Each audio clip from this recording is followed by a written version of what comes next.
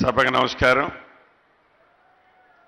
సభాధ్యక్షులు, స్థానిక శాసనసభ్యులు, మీ అందరి అభిమాన నాయకులు, నా మిత్రులు సత్యన్న గారికి, ఈరోజు ఈ అద్భుతమైన కార్యక్రమానికి ఇక్కడ విచ్చేసిన మన అందరి గుండెల్లో ఉన్న రేవంత్ అన్న గారికి, గౌరవ ముఖ్యమంత్రి గారికి, సహచార మంత్రివర్యులు శ్రీధర్ బాబు అన్న గారికి, సీతక్క గారికి, సురేఖక్క గారికి, వేదిక మీద ఉన్న ఎంపీ గారికి, మాజీ ఎంపీలు, కార్పొరేషన్ చైర్మన్లు, జిల్లా అధ్యక్షులు, ముఖ్య నాయకులు, ముఖ్యంగా ఈ కార్యక్రమంలో పాలు పంచుకుంటున్న నా ఆడబిడ్డలు, అన్నదమ్ములు, ఆడబిడ్డలు కూడా ఈరోజు ఇందిరమ్మ చీరలలో చాలా తేజస్గా ఈ రాష్ట్ర ప్రగతి ఎలా ఉందో నా ఆడబిడ్డల్ని ఈ చీరల్లో చూస్తుంటే, వారి ముఖంలో ఆనందాన్ని చూస్తుంటే అంతే తేజస్సుగా కనిపిస్తుంది. నా తోబుట్టువుల ఆడబిడ్డలందరికీ, మీడియా మిత్రులకు కూడా పేరు పేరున హృదయపూర్వక నమస్కారం. మీ దీవెనలతో వచ్చిన ఈ ప్రభుత్వం ఈ మధ్యనే 2 సంవత్సరాలు పూర్తి చేసుకున్నాం. అనేక సంక్షేమ కార్యక్రమాలు, పేదవాడికి అండదండలుగా ఉంటారని చెప్పిన దాంట్లో ఇందాక మిత్రులు చెప్పినట్లు అనేక సంక్షేమ కార్యక్రమాలు పేదవాడికి పూర్తి భద్రత, భరోసా కల్పించే విధంగా ఈ ప్రజాప్రభుత్వం గౌరవ ముఖ్యమంత్రి రేవంత్ రెడ్డి గారి నాయకత్వంలో నిరంతరము తపిస్తూ శ్రమిస్తూ పేదవాళ్ల శ్రేయసే ఈ ప్రభుత్వం యొక్క ముఖ్య ఉద్దేశంలా పనిచేస్తుంది. మీరు చూస్తూనే ఉన్నారు. దాంట్లో భాగమే సన్న బియ్యం కానీ, రేషన్ కార్డులు కానీ, 200 యూనిట్ల ఉచిత విద్యుత్ కానీ, ఇలా చెప్పుకుంటూ పోతే అనేక సంక్షేమ కార్యక్రమాలు పేదవాళ్ళకి ఇచ్చాం. ప్రధానంగా ఇందిరమ్మ ఇళ్ళు ఆనాటి 10 సంవత్సరాల పాలనలో పేదవాడి కలని కలలానే ఆనాటి దొరవారు ఉంచితే, ఈ ప్రజాప్రభుత్వం పేదవాడికి ఆత్మగౌరవానికి చిహ్నంగా ఉండే ఇందిరమ్మ ఇల్లు రాష్ట్ర వ్యాప్తంగా మొదటి విడత 4.5 లక్షల ఇళ్ళు ఇచ్చాం. మన భూపాలపల్లి నియోజకవర్గానికి ఇచ్చాం, మన భూపాలపల్లి మున్సిపాలిటీలో కూడా ఇచ్చాం. ఇంకా అర్హులైన పేదవాళ్ళు, ఇందాక సత్యన్న గారు అడిగినట్టు భూపాలపల్లిలోనే కాదు, అనేక పట్టణాలలో అర్హులైన పేదవాళ్ళు ఇంకా ఉన్నారు. దానికి కారణం ఆనాటి 10 సంవత్సరాలలో సంవత్సరానికి ఒక 100 ఇచ్చున్న నియోజకవర్గంలో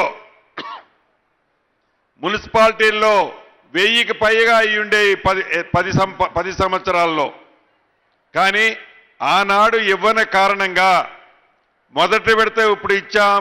రేపు గౌరవ ముఖ్యమంత్రి గారు కేబినెట్ ఆలోచనలకు అనుగుణంగా రేపు ఏప్రిల్ నెలలో 2వ విడత ఇస్తున్నాం. ఇంకా 3 విడతలు అర్హులైన పేదవాళ్ళకి ఈ ప్రభుత్వం తప్పకుండా ఇందిరమ్మ ఇల్లు ఇచ్చి తీరుద్ది. పేదవాడి కష్టం తెలిసిన ప్రభుత్వం ఇది, పేదవాడి బాధ తెలిసిన ప్రభుత్వం ఇది. ఇల్లు అనేది గౌరవానికి చిహ్నం కాబట్టి ముఖ్యమంత్రి గారు పదే చెప్తున్నారు. ఇందాక చెప్పేది కూడా నా చెవులో, ఇందిరమ్మ ఇళ్ల విషయంలో ఎక్కడా తగ్గేది లేదన్నా, ఇంకా అధికంగా ఇచ్చి ఆడబిడ్డల్ని రాష్ట్ర వ్యాప్తంగా ఆదుకోవాలి. పట్టణ ప్రాంతాల్లో కూడా, రాష్ట్ర వ్యాప్తంగా పట్టణ ప్రాంతాల్లో కూడా ఇళ్ల స్థలం లేని నిరుపేదలు ఉన్నారు. వారి కోసం కూడా ఒక ప్రణాళిక తయారు చేయాలి అని గౌరవ ముఖ్యమంత్రి గారు ఇప్పుడే నాకు సూచనలు ఇచ్చారు. 100కి 100% రాష్ట్ర వ్యాప్తంగా ఉన్న పట్టణాల్లో, అది భూపాలపల్లి కావచ్చు, కరీంనగర్ కావచ్చు, నిజామాబాద్ కావచ్చు, వరంగల్ కావచ్చు, ఖమ్మం కావచ్చు, ఆదిలాబాద్ కావచ్చు, అదే రకంగా 2వ రకంగా ఉండే కొత్తగూడెం కావచ్చు, వైరా కావచ్చు, సత్తుపల్లి కావచ్చు, ఇంకా ఏ మున్సిపాలిటీలోనైనా అర్హులైన పేదవాళ్ళు చాలామంది ఉన్నారు. వాళ్ళకు కూడా 100కి 100% ఇందిరమ్మ ఇల్లు, దానికి ఒక ప్రణాళిక తయారు చేయమని ముఖ్యమంత్రి గారు చెప్పారు. ఇచ్చిన ప్రతి మాటని నెరవేర్చే ఈ ప్రభుత్వం ప్రతి పేదవాడికి గ్రామీణ ప్రాంతంలో ఉన్న పేదవాడితో పాటు పట్టణ ప్రాంతంలో నివసించే పేదవాడికి కూడా ఈ ప్రభుత్వం పూర్తి భద్రతతో పాటు ఇందిరమ్మ ఇల్లు ఇచ్చి తీరుద్దని కూడా ఈ వేదిక ద్వారా మీకు తెలియజేస్తున్నాను. అంతేకాదు, ఇందాక సత్యాన్ని అడిగాడు, పట్టణ ప్రాంతాల్లో కొన్ని సర్వే నెంబర్ల భూముల సమస్య కొన్ని దశాబ్దాలుగా ఇబ్బంది ఉంది.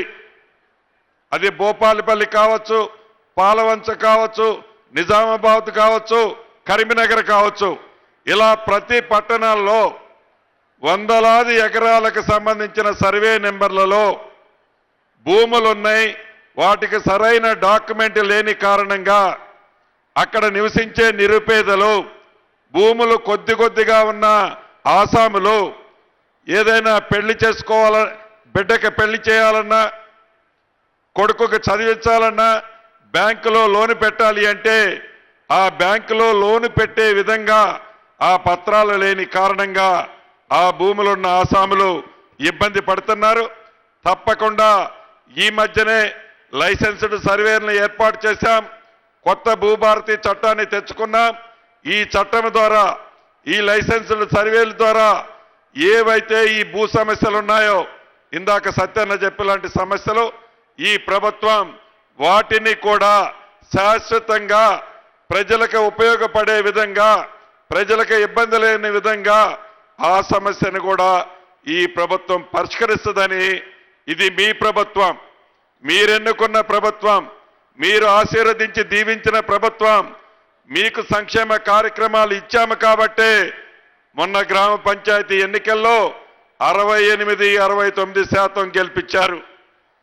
పట్టణ ప్రాంత ప్రజలు కూడా సంక్షేమాలు ఈ ప్రభుత్వం నుంచి మీకు అందుతున్నాయి. మీ చల్లని దీవెనలు, నిండు మనసు ఆశీర్వాదం ఈ ప్రభుత్వం మీద ఎప్పుడూ ఉండాలని మనస్ఫూర్తిగా మీ అందరినీ కోరుతూ మీ అందరి దగ్గర సెలవు తీసుకుంటున్నాను.